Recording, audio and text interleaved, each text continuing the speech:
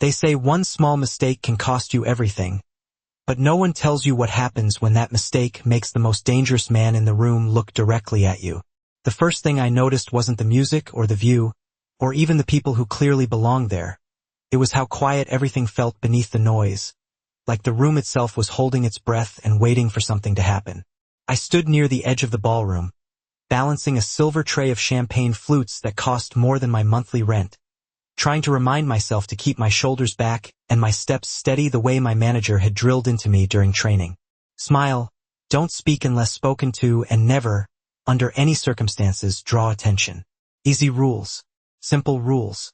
Rules I had followed perfectly for the last 3 hours inside a penthouse that overlooked Central Park like it owned the city. $20 million in glass and steel, they said. People here didn't ask the price of anything. They just nodded and signed. I was Chloe Bennett, 24 years old, working double shifts to keep up with student loans that felt more permanent than gravity, and tonight I was invisible by design. That was the job. That was safety. Until it wasn't. I didn't see him at first. I felt him. It was subtle, like the shift in air pressure before a storm rolls in. Something you don't notice until your body reacts before your mind can catch up. My grip tightened slightly around the tray, just enough to make one of the glasses tilt out of line. I corrected it without thinking, 2 fingers brushing the rim, a small tap to steady it, then a pause to make sure everything was aligned again.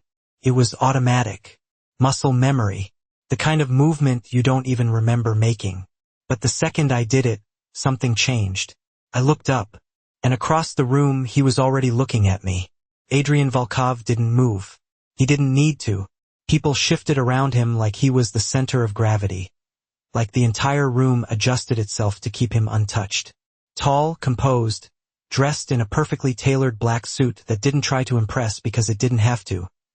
He stood near the far end of the glass wall with the city stretched out behind him, lights reflecting in sharp angles across the windows. But it wasn't the suit, or the view, or even the quiet authority that made my pulse stutter. It was his eyes, locked on mine, unblinking, certain, like he had been waiting for that exact moment and I had just delivered it to him without realizing it.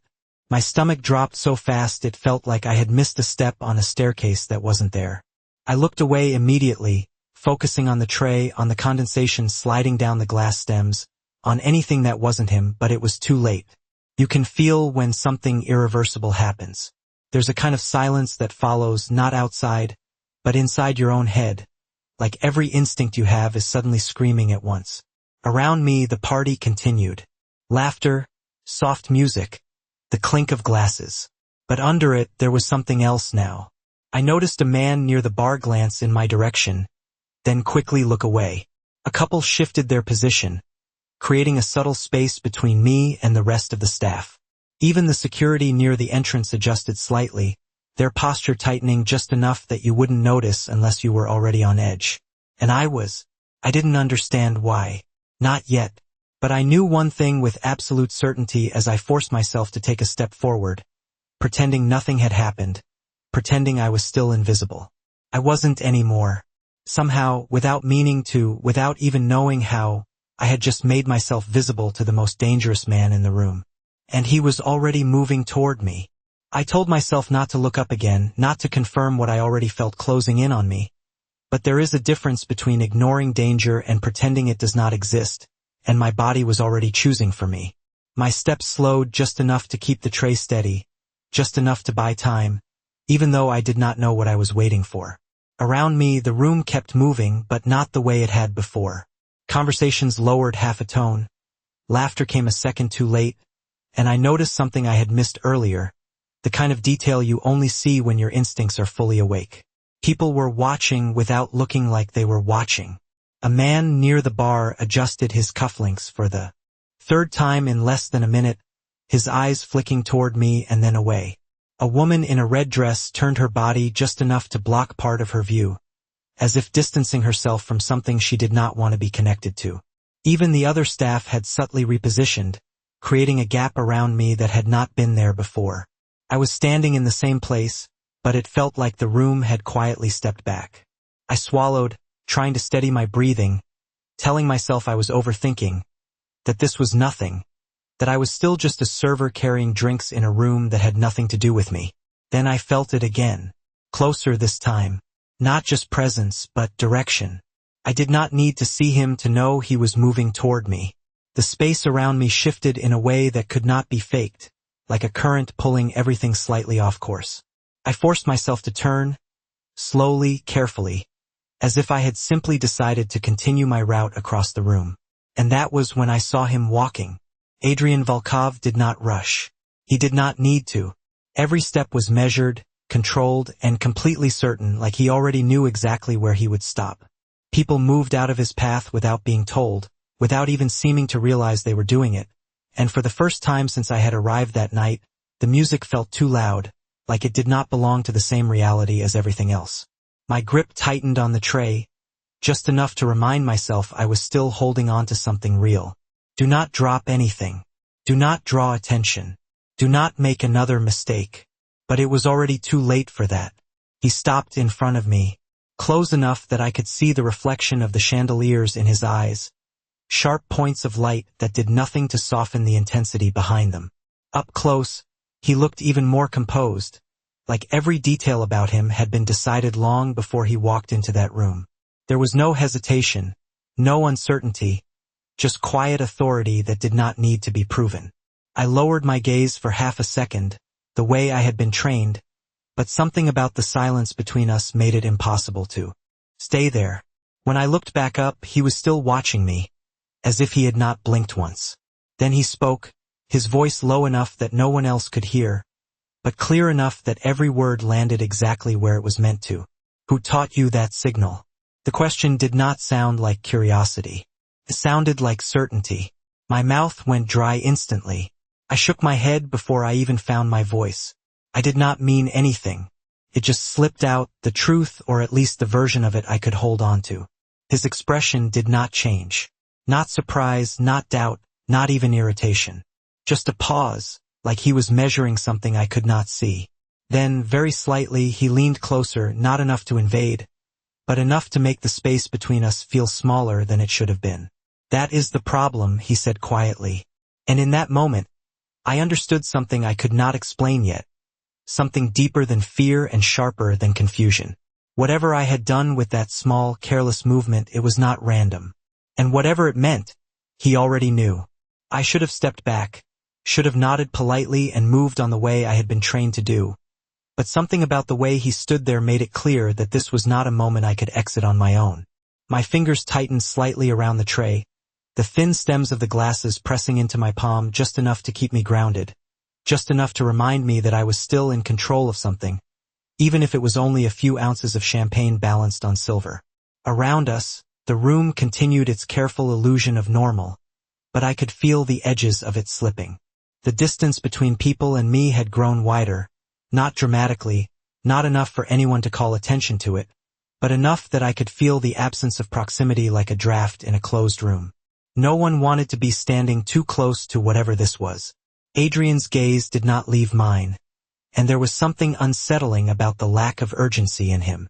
If anything, he seemed more patient than before, as if he had already accounted for every possible reaction I could have. I swallowed, forcing my voice to stay steady even though my chest felt too tight. I said I did not mean anything, I repeated, softer this time, hoping that if I said it enough it would become true in a way that mattered. His eyes flicked briefly to the tray in my hands, then back to my face, like he was cataloging details I did not even realize I was giving away. You corrected it too precisely, he said, almost to himself, like he was confirming something rather than asking. Most people would have let it fall. I opened my mouth to respond, but nothing came out right away, because I did not know how to explain something I did not understand myself. It was just instinct, I said finally. I did not think about it. That seemed to interest him more than anything I had said so far. A faint shift in his expression. Not quite surprise, not quite approval, but something that made the air feel heavier between us. Instinct is learned, he replied quietly. You do not perform a pattern like that without seeing it before. My pulse kicked harder at that, not because I remembered anything, but because I did not. There was nothing in my life that connected to him. Nothing that explained why he was standing here questioning me like I had just stepped into something far bigger than a catering shift on a Thursday night. I shook my head again, more firmly this time, clinging to the only truth I had. I have never met you before. Another pause, longer now, and for the first time, his gaze shifted slightly past me, scanning the room in a way that made me realize he had not stopped paying attention to everything else just because he was talking to me. He was aware of everything, every movement, every shift, every person who was pretending not to watch us. When his attention returned to me, it felt sharper somehow, more focused. That is exactly why this is a problem, he said. The words settled in a way that did not make sense yet, like a puzzle piece that had been forced into place without showing the full picture. I felt a strange mix of confusion and something colder, something closer to fear, starting to build under the surface. What does that mean? I asked before I could stop myself. For a second, I thought he might not answer, that he would simply walk away and leave me standing there with questions I could not even begin to process. But instead, he leaned in just enough that I could feel the presence of him more than see it, his voice dropping even lower. It means someone just saw you do something they were not supposed to see, he said, and now they are deciding what to do about it. My breath caught, and for the first time since this started, I looked past him, really looked, trying to see what he was seeing, trying to understand what had changed in the room that I had missed. That was when I noticed it clearly. The man near the bar was no longer pretending not to watch. He was watching directly now, and he was not alone. I followed his line of sight before I could stop myself, and the moment I did, I understood exactly what he meant without needing another explanation. The man near the bar was no longer hiding it, his attention fixed on me with a kind of focus that felt deliberate, calculated, like he was not just observing but assessing, and when his gaze met mine for half a second too long, something cold slid down my spine. He did not look away immediately the way people usually do when they get caught staring. Instead, he held it just long enough to make sure I noticed, then turned slightly, speaking to someone beside him who had already shifted closer without drawing attention. I had missed it before, but now I saw them clearly. Not one person, not two. A small cluster, spread out just enough to avoid looking connected, all oriented in a way that formed a quiet perimeter around the space I was standing in. My grip on the tray faltered for a fraction of a second before I forced it steady again, my pulse picking up in a way that made everything feel sharper and slower at the same time. I do not understand, I said under my breath, the words coming out thinner than I intended. Adrian did not look back at them immediately. His focus stayed on me, as if my reaction mattered more than whatever was unfolding around us. You do not need to understand yet, he said calmly. You need to listen. There was no urgency in his tone, which somehow made it more unsettling, like he had already moved past the point where panic would be useful. His hand moved then, slow enough that I could see it coming, deliberate enough that I knew it was not a threat. He reached for my wrist, not gripping, not restraining, just placing his fingers lightly against my skin in a way that grounded me before I even realized I needed it. The contact was brief, controlled, but it changed something instantly. My breathing steadied without my permission, my focus narrowing to the space directly in front of me instead of scattering in every direction at once. Do not look at them again, he said quietly. The moment you acknowledge them, you confirm that you know. I swallowed, forcing myself to keep my eyes on him even though every instinct was telling me to check, to track, to understand exactly how many people were watching and how close they had moved. What do they think I know? I asked, my voice barely above a whisper. Adrian's expression did not shift, but there was something in his eyes now that felt more intent, more precise. That you belong to something you should not, he replied. The words did not make sense, but the weight behind them did. Belong. The same word that had echoed through everything he had said so far without ever being spoken directly until now. I felt it settle somewhere deep, uncomfortable and unfamiliar, like a truth that did not fit but refused to be ignored. I shook my head slightly, not in disagreement, but in confusion that I could not hide anymore. I do not belong to anything, I said. I work, I go home, I pay bills. That is it. For the first time, something close to recognition flickered across his face. Not agreement, but acknowledgement of the gap between what I believed and what he was seeing. That may be what you think, he said, his voice still low, still controlled, but carrying a certainty that made it impossible to dismiss. But someone in this room believes otherwise. I let out a slow breath I did not realize I had been holding, my mind racing through possibilities that did not connect to anything real in my life. This does not make sense, I said quietly. Then do not try to make sense of it yet, he replied. Just stay exactly where you are and do exactly what I say. There was no force in the words, no demand, but something in the way he said it made it feel like the only stable ground in a situation that was shifting faster than I could keep up with. What are you going to do? I asked, the question slipping out before I could filter it. Adrian's gaze moved past me again, this time more deliberately, scanning the room in a way that felt sharper, more focused, like he was tracking something specific now. Then he looked back at me, and for the first time since this started, there was a trace of something different in his expression. Not fear, not hesitation, something closer to decision. I am going to make sure you are still standing here in the next 60 seconds, he said quietly. And the way he said it made one thing painfully clear. Something was about to happen. Time did not slow down the way people say it does in moments like that. It sharpened instead, every second cutting cleaner, clearer, until I could feel each one passing like a pulse in my throat. 60 seconds, he had said, and suddenly I was aware of everything I had not noticed before. The exact rhythm of the music, the soft hum of conversations layered over each other, the faint vibration of the floor beneath my shoes as people shifted their weight without realizing they were part of something changing.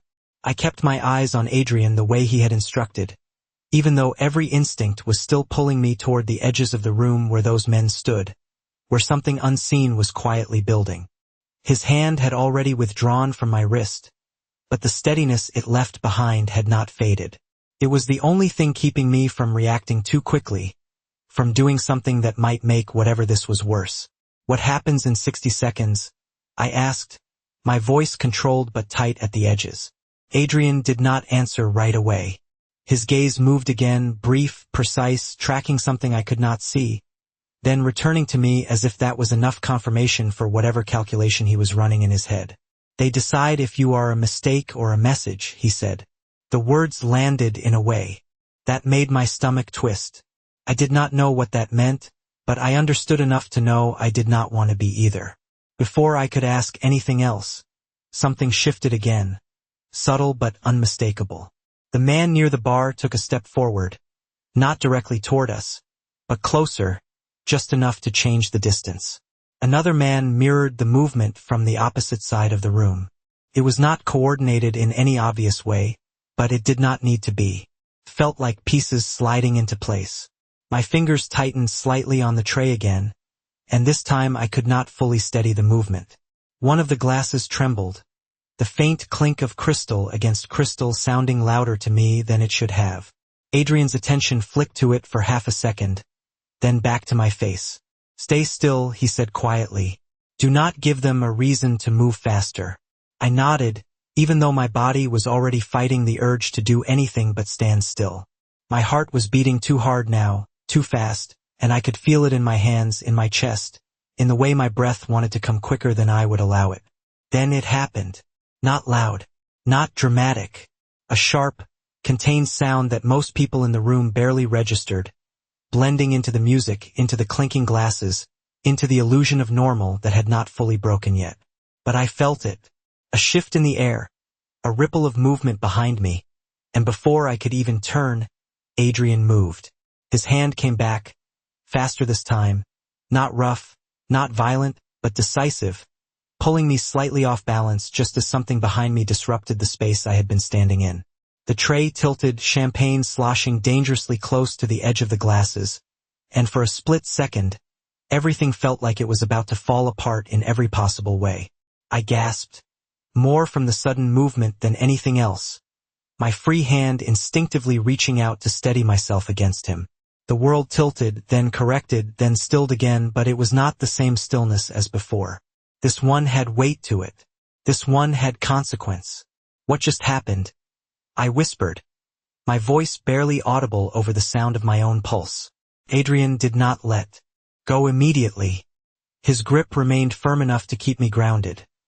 his body angled just slightly in front of mine in a way that blocked more than I could see. "Someone made a mistake," he said quietly. I frowned, confusion cutting through the fear just enough to make me question what I had heard. "What kind of mistake?" I asked. His eyes met mine again, and this time there was no ambiguity in them, no room for misunderstanding. "The kind that proves you were never random," he replied. The words hit harder than anything else had so far, because they did not just explain what had happened, they changed what I thought this was. I was not in the wrong place at the wrong time. I was exactly where someone expected me to be. And for the first time since this started, the fear shifted into something else entirely. Because if I was not random, then this was not an accident. It never had been. The room never fully collapsed into chaos the way I expected it to, which somehow made everything worse, because it meant whatever had just happened was controlled, contained, managed by people who understood exactly how to keep panic from spreading beyond what they wanted anyone to see. Conversations resumed, but softer now, more cautious, like everyone had silently agreed not to acknowledge the disruption that had just passed through the center of the room. I stood there for half a second too long, my body still trying to catch up with what my mind could not fully process. The tray in my hands suddenly feeling heavier than it had any right to be. Adrian's grip loosened, but his presence did not shift away from me, still angled just enough to keep me partially shielded from whatever had been behind me moments ago. "We are leaving," he said, his voice low, steady, leaving no room for hesitation. The statement did not sound like a suggestion. It sounded like the next step in something already decided. I blinked, trying to anchor myself back into reality, into the version of the night I had understood just minutes ago. "I cannot just leave," I said instinctively. "I am working." The words felt small the second they left my mouth, like they belonged to a different world entirely, one that had already moved out of reach. Adrian's gaze met mine. Again, and there was no impatience there, only a kind of clarity that made it impossible to argue with him in any meaningful way. "You were working," he corrected quietly. "Now you are a liability in a room that does not forgive mistakes." That word again. Mistake. But nothing about this felt like something I had done wrong in any normal sense. It felt like I had stepped into something that had been waiting long before I arrived. I hesitated for a fraction of a second, and that was enough for him to act. His hand moved to the small of my back, firm but controlled, guiding rather than forcing, and I found myself stepping forward without fully deciding to do it. The shift was subtle from the outside, just another staff member moving through the room with a guest. Nothing that would draw attention if someone was not already looking for it. But I knew. Every step away from that spot felt like crossing a line I could not uncross. As we moved, I became aware of how precisely everything was unfolding around us. Two men I had not noticed before adjusted their positions near the exit, creating a path that looked accidental but was anything but. The man near the bar did not follow, but his attention stayed locked in our direction, his expression unreadable but unmistakably focused. I kept my eyes forward, just like Adrian had instructed, even though the urge to look back burned at the edges of my control. "What happens if we do not leave?" I asked quietly as we crossed the edge of the main crowd. Adrian did not slow his pace. "Then we find out how certain they are about you," he replied. That answer did not comfort me. It did not clarify anything either, but it made one thing painfully clear. Staying was not an option. The music faded slightly as we approached the hallway leading to the private elevators. The noise of the party muffled behind us by thick walls and careful design, meant to separate spaces that were never meant to mix. The air felt different here, cooler, quieter, more controlled, like stepping out of a performance and into something real. The moment the doors to the elevator opened, Adrian guided me inside without hesitation. The doors closed behind us with a soft, final sound that seemed louder than anything else that had happened so far. For the first time since this started, we were alone. I turned to him immediately, the questions that had been building finally pushing past whatever restraint I had left. "You need to explain what is going on," I said, my voice steady but no longer quiet. His eyes held mine for a long second, measuring, deciding, the same way he had been doing since the moment we met. Then he spoke, not with urgency, not with fear, but with a certainty that made everything else feel smaller. Someone in that room believes you are connected to something they have been trying to find for a very long time, he said. I shook my head, the denial automatic, immediate. That is not possible. You are wrong. Another pause. Then, softer but no less certain, he replied, I am rarely wrong about things that get people followed. The elevator began to move, smooth and silent, carrying us away from the only version of my life that had made sense just minutes ago. I stared at him, searching for something in his expression that would tell me this was a misunderstanding, that this would end the moment we reached the ground floor. But there was nothing there except calm, controlled focus. And that was when it finally settled in, not as fear, but as realization. Whatever this was, it was not over. It had just started. The elevator moved so smoothly that if I had not been watching the numbers above the door change one by one, I would not have believed we were descending at all, and for a moment, that stillness felt more unsettling than everything that had just happened upstairs. I stood there with empty hands now, the tray gone somewhere between the hallway and this moment, and that absence felt symbolic in a way I could not fully explain, like I had lost more than just something physical when those doors closed. Adrian had not moved from where he stood, one hand resting loosely at his side, the other slipping into his pocket as if nothing about this situation required urgency anymore. That contrast made it harder to breathe. How can you be so calm? I asked before I could stop myself, my voice sharper than I intended. His gaze shifted toward me, not defensive, not dismissive, just observant in that same precise way he had been since the beginning. Because panic does not change outcomes, he replied simply. The answer frustrated me more than it helped, because it made everything sound controlled, predictable, like this was just another situation he had already solved in his head. I let out a breath, forcing myself to focus, to stay grounded in something real. You said someone thinks I am connected to something, I said. What exactly does that mean? Adrian studied me for a second longer this time, as if deciding how much I was ready to hear, or maybe how much I needed to hear to stay cooperative.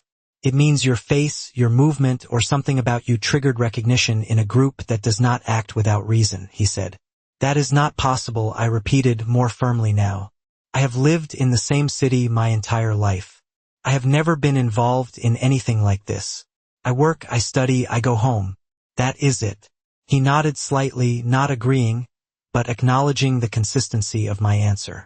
Then either you are telling the truth and someone made a very expensive mistake, he said, or you are missing a piece of your own story. The elevator slowed, the subtle shift in motion making my stomach tighten again. Not from the movement, but from the weight of what he had just said. Missing a piece of my own story. That did not make sense, but it also did not feel entirely impossible in a way I could not explain. The doors opened into a private underground garage, quiet and dimly lit, the kind of space that felt removed from the rest of the city even though I knew we were still in Manhattan. A black Escalade waited a few feet away, engine already running, its presence too perfectly timed to be coincidence. Adrian stepped forward first, then paused just enough to make sure I followed. I hesitated for a fraction of a second, the reality of the situation catching up to me all at once. If I walked out of this elevator and into that car, there was no version of the night where I went back upstairs, clocked out, and returned to my apartment like nothing had happened. This was a line, a real one, and once I crossed it, I would not be able to pretend this was just a strange interaction at a party. You do not have to force me, I said quietly, meeting his eyes again. I can walk on my own. Something in his expression shifted, subtle but noticeable, like he recognized the decision behind those words. I know, he replied, and that was all he said. No pressure. No insistence. Just acknowledgement. I took a step forward, then another, each one heavier than the last, until I reached the car. One of his men opened the door without speaking, his posture respectful but alert in a way that made it clear this was not a normal ride home.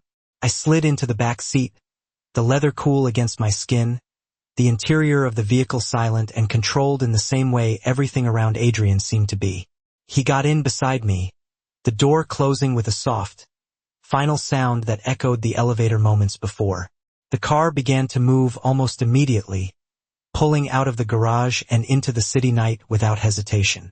I looked out the window as the lights blurred past, familiar streets suddenly feeling distant, like I was watching a version of my life I had already left behind. "Where are we going?" I asked, my voice quieter now, not because I was afraid to speak, but because I was starting to understand that the answers were not going to be simple. Adrian did not look at me right away. When he did, his expression was the same as before, calm, certain, already 10 steps ahead of where I was. "Somewhere you can stay alive long enough to figure out why they were looking for you," he said. I held his gaze, searching for doubt, for uncertainty, for anything that would make this feel less real. There was nothing there. And that was when the truth settled in completely, not as a question, not as confusion, but as something solid and unavoidable. I was not being taken somewhere random. I was being moved into a situation I did not understand yet. And whatever that situation was, it already knew who I was, even if I did not. The city moved around us like nothing had changed, yellow cabs slipping through intersections, pedestrians crossing under streetlights, the quiet hum of Manhattan at night continuing as if my entire life had not just tilted into something I could not name. I watched it through the tinted window, trying to anchor myself in something familiar, something predictable. But even the streets I had known for years felt distant now, like I was looking at them from the wrong side of a glass wall. The car did not stop for long lights, did not hesitate at turns, and I realized quickly that this was not a random route. Someone had planned this movement before I ever stepped into the elevator. I shifted slightly in my seat, the leather cool and firm beneath me, and glanced at Adrian again. He had not said anything since we left the garage, his attention moving between the passing streets and something unseen, something internal, like he was tracking variables I did not have access to. "Do they know I am gone?" I asked quietly, breaking the silence before it could settle too deeply. He did not look at me right away. "They knew the moment you were identified," he replied. "Leaving only changes their timeline." That answer did not comfort me, but it clarified something important. This was not about escape. It was about delay. I let that settle for a second, then asked the question that had been building since we got into the car. "And you," I said, turning slightly toward him. "Why are you helping me?" This time he did look at me, his expression unreadable but steady. "Because you are not random," he said, "and I do not ignore patterns when they appear in my line of sight." I frowned slightly, frustration mixing with the confusion that had not left me since the gala. "That is not an answer," I said. "It is the only one that matters right now," he replied. The car slowed as we turned onto a quieter street, the kind lined with buildings that did not advertise what they were, their entrances understated but secured in ways you only noticed if you were looking for it. We pulled to a stop in front of one of them, a clean, modern structure with no visible signage, just a discreet entrance and a doorman who stepped forward the moment the vehicle idled. The door opened before I could reach for it, cool night air brushing against my skin as I stepped out onto the sidewalk. I looked up briefly, taking in the building, the absence of noise compared to the main streets, the sense of separation from the rest of the city. This was not somewhere you stumbled into. This was somewhere you were brought. Adrian stepped out beside me, and without a word, began walking toward the entrance. I followed, not because I had been told to, but because at this point, there was no version of this where I turned around and walked back into a life that had already started to feel like something I had imagined. Inside, everything was quiet. Polished floors, soft lighting, no unnecessary movement. The kind of space designed for privacy, not display. We crossed the lobby without stopping, moving straight toward a private elevator that required a key card Adrian already had in hand. The doors opened immediately, as if they had been expecting us. I stepped inside, the silence returning in a way that felt heavier now, more deliberate. "This is where I stay," he said as the doors closed behind us. The statement was simple, but it carried weight. Not just a location, but a boundary. The elevator rose this time, smooth and silent, the opposite of the descent that had taken me out of my previous life. When the doors opened again, it revealed a space that did not feel like an apartment so much as a controlled environment. Clean lines, minimal distractions, everything placed with intention. I stepped inside slowly, taking it in, the scale of it, the quiet, the sense that nothing here was accidental. You can stay here for now, Adrian said, his voice calm, measured. It is secure. The words echoed slightly in my mind, not because of how they sounded, but because of what they implied. For now. I turned to face him fully, the questions that had been circling finally pushing forward again. And then what, I asked. What happens after now? He held my gaze for a moment, longer than before, as if weighing the answer against something I could not see. Then he spoke, his tone unchanged, but the meaning sharper. That depends on what you remember, he said. I stared at him, the words catching in a place that felt deeper than confusion. I already told you, I said slowly. There is nothing to remember. Another pause. Then, quietly, with the same certainty he had carried since the beginning, he replied, we will see about that. And for the first time since this started, I felt something shift that was not just fear or confusion, but something more unsettling. The possibility that he might be right. Sleep did not come the way it was supposed to, not as rest, not as relief, but as something fractured and shallow that kept pulling me back to the surface just when I thought I was sinking into it. The room Adrian had given me was quiet, too quiet, the kind of silence that made every small sound feel amplified, the soft hum of the city far below, the faint shift of air through vents I could not see, the distant echo of something mechanical that reminded me I was not as alone as the space wanted me to believe. I lay on the bed staring at the ceiling, replaying everything from the moment my hand touched that glass to the second the elevator doors closed, trying to find the part where this could still make sense. There was none. At some point, I gave up on sleep and sat up, swinging my feet onto the floor, the cold surface grounding me just enough to push through the haze in my head. If there was something I was missing, something Adrian believed I had forgotten, then sitting still was not going to bring it back. I stepped out into the main space of the penthouse, expecting it to be empty, but he was there, exactly where I should have expected him to be if I had been paying attention. In the kitchen, standing near the counter, a glass in his hand that he had not touched. His posture relaxed but not careless, like even in stillness he was aware of everything around him. He did not turn when I entered, which meant he had already heard me before I made the decision to walk out of the room. You are not sleeping, he said, his voice calm, almost observational. I leaned against the edge of the counter, folding my arms without realizing I needed something to hold on to. Neither are you, I replied. That earned a slight shift in his expression, not quite a smile, but something that acknowledged the truth in it. I do not sleep when variables are unresolved, he said. I let out a quiet breath, the words settling into the same pattern everything else he had said followed, precise, controlled, intentional. Then help me resolve one, I said. What exactly do you think I am supposed to remember? He turned slightly then, enough to face me fully, his attention narrowing in a way that made the space between us feel smaller without him moving any closer. Instead of answering immediately, he set the glass down untouched and reached for something on the counter beside him. A tablet. He tapped it once, then turned it toward me. Footage. The gala. The moment I had been replaying in my head on a loop. I stepped closer without thinking, my eyes locking onto the screen as the video played. There I was, moving through the crowd, balancing the tray. Nothing out of place. Nothing unusual. Then it happened. My hand. The glass. The movement. But this time slowed down, isolated, undeniable. 2 fingers. A tap. A pause. My breath caught, not because I did not recognize it, but because of how precise it looked when I saw it from the outside. That is not random, Adrian said quietly. I shook my head instinctively, even as something inside me hesitated for the first time. It felt familiar in a way I could not explain, not as a memory, but as something my body recognized before my mind could catch up. You are reading too much into it, I said, but my voice lacked the certainty it had before. Adrian did not argue. Instead, he tapped the screen again. The video changed. Different footage. Different time. Grainier, older, like it had been pulled from an archive that was not meant to be seen casually.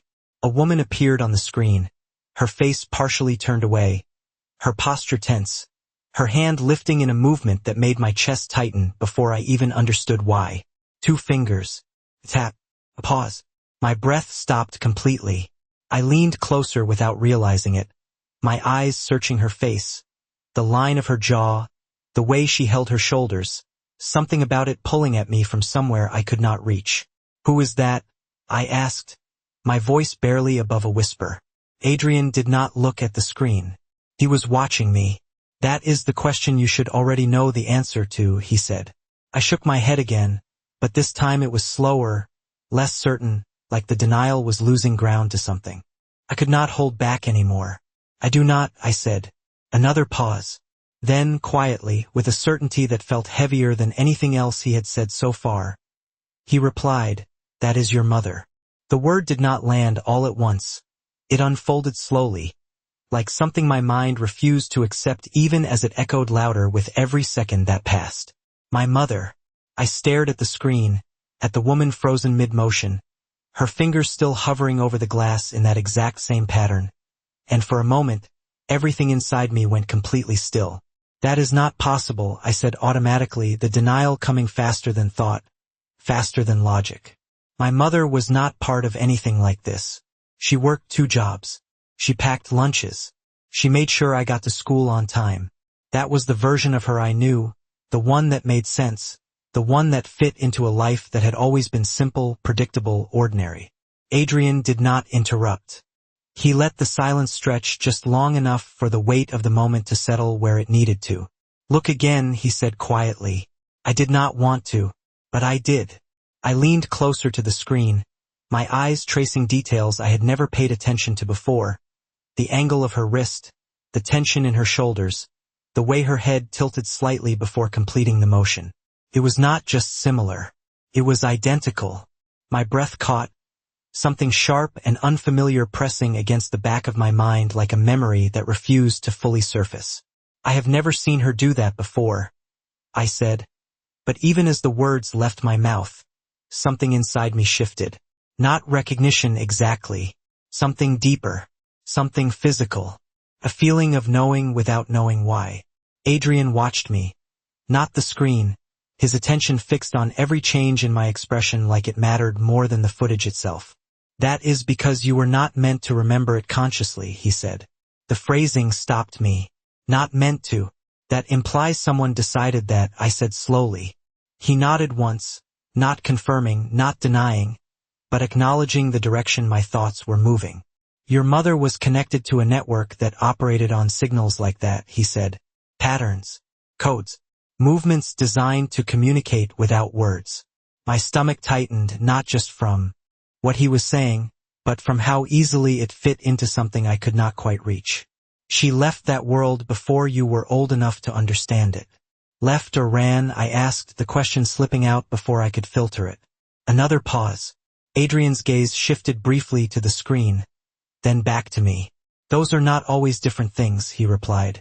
I let that settle, the implications stretching further than I wanted them to. If she left something behind, something important enough for people to still be looking for it, then what does that have to do with me? I asked. Adrian did not answer immediately this time. Instead, he reached forward and replayed the clip again, but slower, focusing on the exact moment my hand completed the movement. "Watch your timing," he said. I frowned slightly, forcing myself to concentrate. The tap, the pause, the stillness after. It was not rushed. It was not accidental. It was deliberate in a way I had not realized until now. "That is not something you improvise," he continued. "That is something you learn, even if you do not remember learning it." A memory surfaced then, faint, fragmented, more feeling than image. Kitchen. Late at night. My mother's voice, low, steady. Not words I could fully recall, just the rhythm of them, the way she had guided my hand once, correcting something small, something precise. My breath caught, sharper this time, my fingers curling slightly against the edge of the counter as the sensation flickered and then faded just as quickly. I looked up at Adrian, something new settling in my chest. Not just confusion, not just fear, but something closer to realization. "You think she taught me this?" I said slowly. "Not intentionally," he replied, "but enough for it to stay." I shook my head, but the denial felt weaker now, less certain than it had been before. "And that is why they came after me," I said. "Because they think I have whatever she took." Adrian's expression did not change, but there was something in his eyes that confirmed what he was about to say before the words even formed. They do not think, he said quietly. They are testing that assumption. The distinction mattered more than I wanted it to. I looked back at the screen one last time, at the frozen image of my mother. In a life I had never known she lived, and for the first time, the question shifted from disbelief to something far more dangerous. Not whether this was true, but how much of it was, and what else I had forgotten. The silence after that realization did not feel empty. It felt full, like something had finally taken shape in the space between confusion and truth, something that could not be pushed back once it had surfaced. I stood there for a long second, staring at the frozen image of my mother, but I was no longer just seeing her.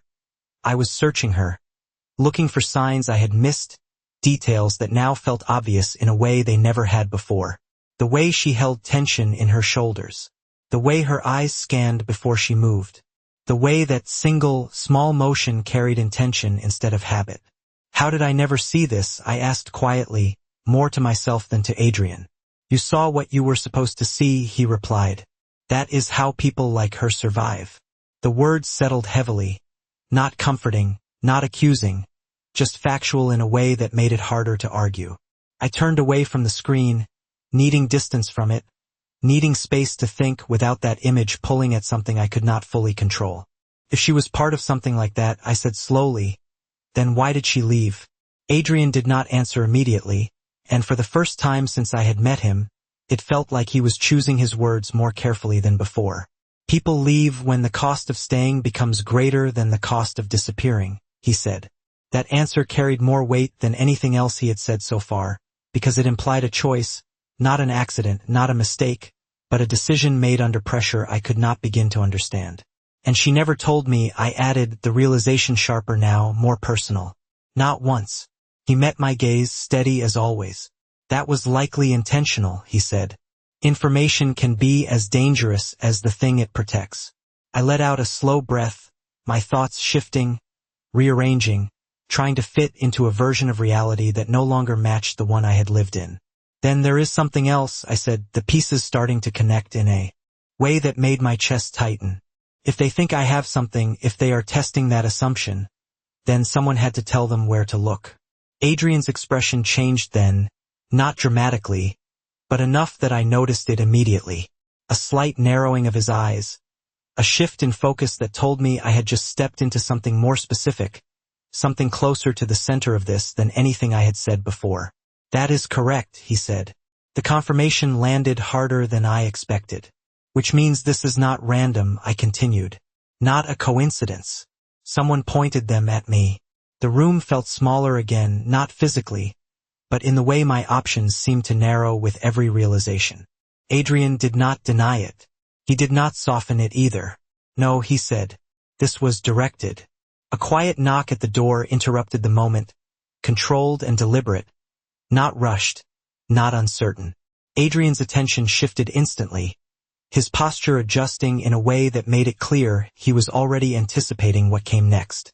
Stay here, he said, his voice calm but firm, and then he moved toward the door without waiting for a response. I remained where I was, but every part of me was focused now, alert in a way that felt new, like something inside me had switched on without my permission. The door opened just enough for a quiet exchange I could not fully hear, but I caught fragments, names, locations, timing. When Adrian closed it again and turned back toward me, there was something different in his expression. Not uncertainty, not fear, but confirmation. Someone is coming, he said. The words were simple, but they carried weight. My chest tightened, not from panic, but from the realization of what that meant. Already, they moved faster than I expected. That does not surprise me, I said, the words coming out steadier than I felt. If someone told them where to find me, then they are not guessing anymore. Adrian studied me for a second, longer than before, as if reassessing something he had already decided. Then he nodded slightly, not in agreement, but in recognition. You are adjusting quickly, he said. I shook my head, a small, almost humorless motion. I do not think I have a choice, I replied. Another pause. Then, quieter now, more focused than before, I added. Who knew I would be there tonight? The question hung between us, heavier than anything else so far, because it was not about strangers anymore. It was about someone close enough to place me exactly where I needed to be seen. Adrian did not answer right away, but the look in his eyes told me everything I needed to know. We are about to find out, he said. And for the first time since this started, the fear shifted again, not outward, not toward the unknown, but inward, toward the possibility that the most dangerous part of this was not who was looking for me, but who had sent them. The question did not echo in the room, but it settled into every corner of it, heavy and unavoidable, like something that had been waiting to be asked from the very beginning. Who knew I would be there tonight?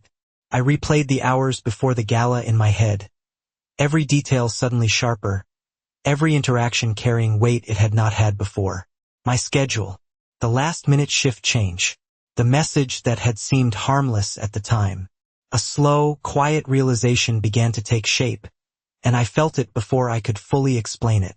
Adrian did not rush me. He watched the same way he always did, like he understood that whatever I was about to say mattered more than anything he could suggest. I turned slightly, my thoughts aligning in a way that made my chest tighten. There was only one person who knew I was not supposed to be there tonight, I said slowly. My shift was not even mine. I covered for someone. Adrian's expression sharpened, not in surprise, but in recognition of a pattern locking into place.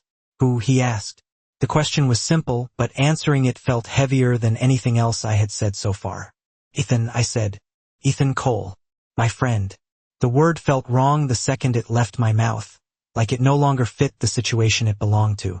Adrian did not react immediately, but something in his posture changed, subtle but precise, like a calculation had just confirmed itself.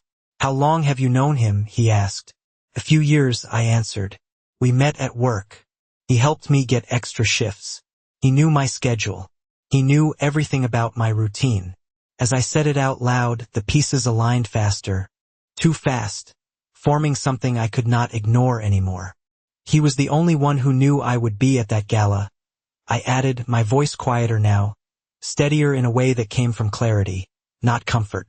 Adrian nodded once, the motion controlled, deliberate. Then he did not point you there by accident, he said. The certainty in his tone made it impossible to pretend otherwise. A soft sound from the entryway broke the moment again. Not a knock this time, but the subtle shift of the door unlocking. My breath caught, my body reacting before my thoughts could catch up. Adrian's attention moved instantly, his focus narrowing in a way that made the room feel smaller again. Stay behind me, he said quietly, stepping forward just enough to place himself between me and the entrance. I did not argue. I moved without hesitation, positioning myself just behind him, my pulse steady but present, not panicked, not frozen, just aware. The door opened slowly, controlled, not forced, not uncertain. And then he stepped inside. Ethan. He looked exactly the same as he had earlier that day. Same jacket, same calm expression, same familiar presence that should have made me feel relieved. But it did not. Not anymore. His eyes found mine immediately, and for a split second, I saw something I had never noticed before.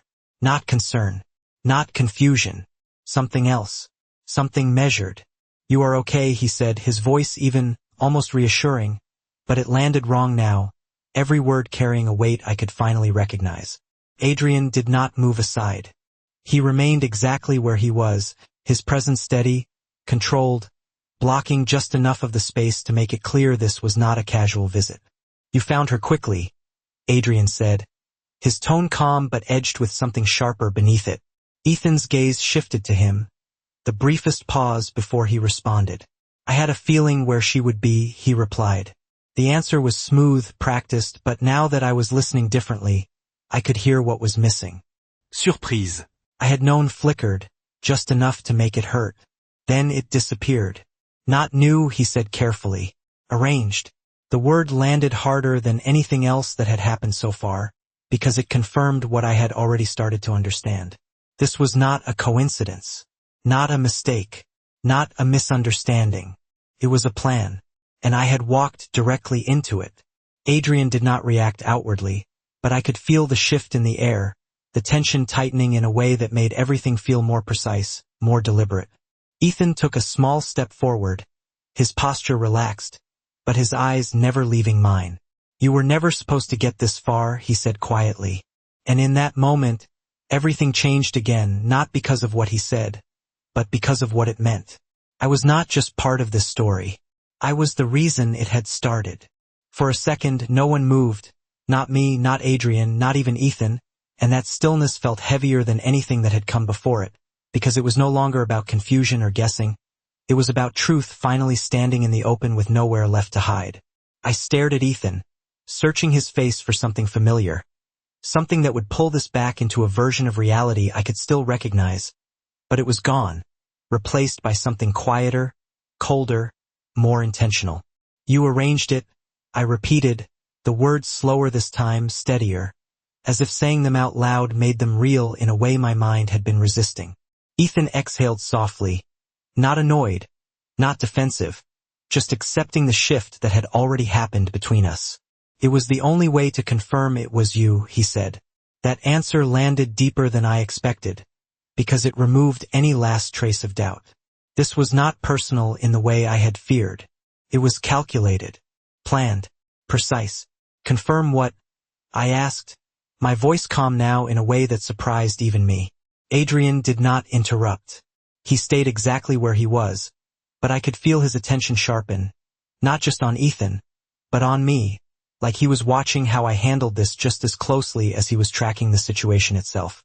Ethan tilted his head slightly, studying me the same way Adrian had earlier, like he was reassessing something that had already changed.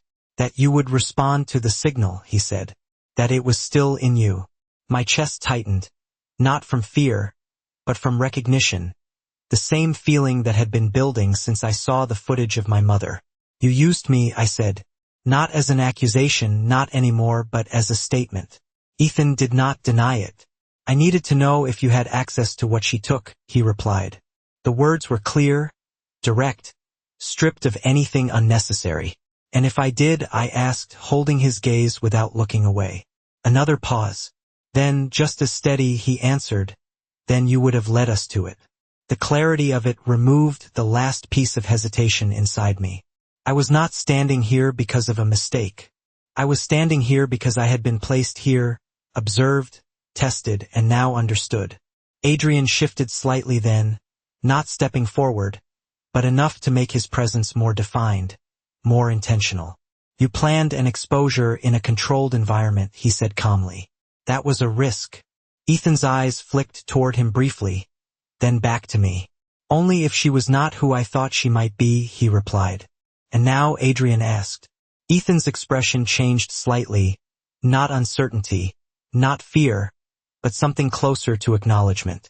"Now I know she is more important than either of us expected," he said.